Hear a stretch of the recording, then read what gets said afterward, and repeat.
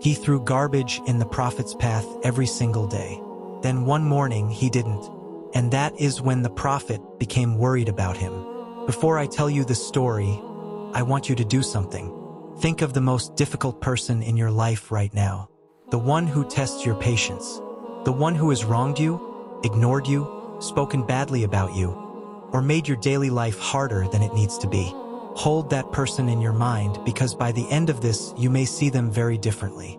We are in Medina, the early years of Islam. The Prophet Muhammad, the final messenger, the man described by Allah himself as being of the most exalted character, lived among people of many faiths, many backgrounds, many intentions. Not all of them were friendly. Not all of them were willing to coexist peacefully. And one of them lived right next door. This neighbor was a Jewish man who harbored deep hostility toward the Prophet and toward Islam.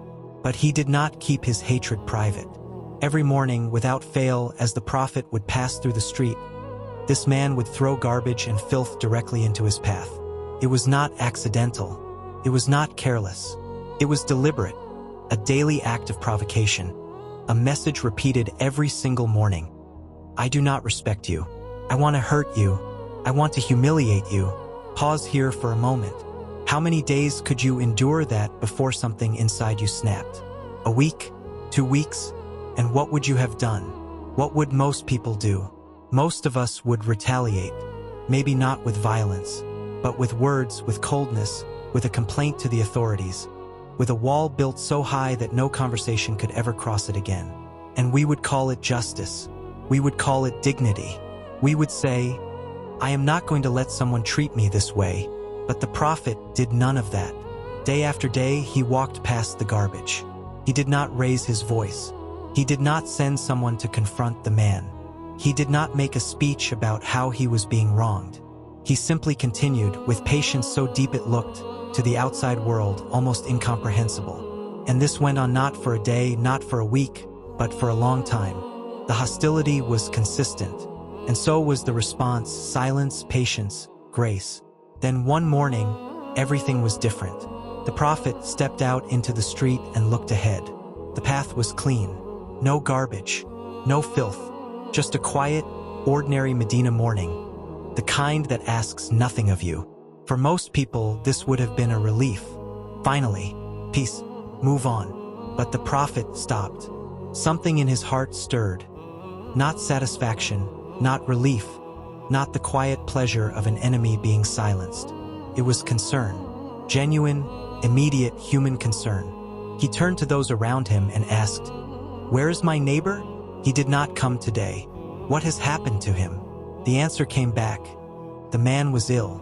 He had fallen sick and was confined to his home, too weak to get up, too unwell to continue his daily routine. Now, what would you have done with that information? Be honest with yourself. Many of us would have exhaled quietly and thought, perhaps now he will reflect. Perhaps this is what he deserves. Perhaps Allah is settling the score. We would have moved on with our day, told ourselves we were not responsible for someone who had chosen to be our enemy, and felt entirely justified in doing so. The Prophet got up and went to his house. No hesitation, no debate.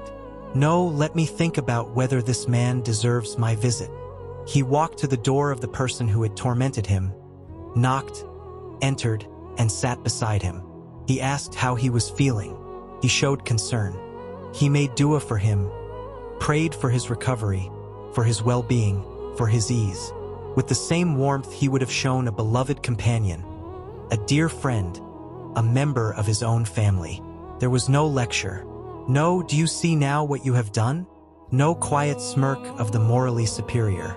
Nothing except genuine, unconditional human kindness, extended to a man who had done nothing to earn it and everything to forfeit it.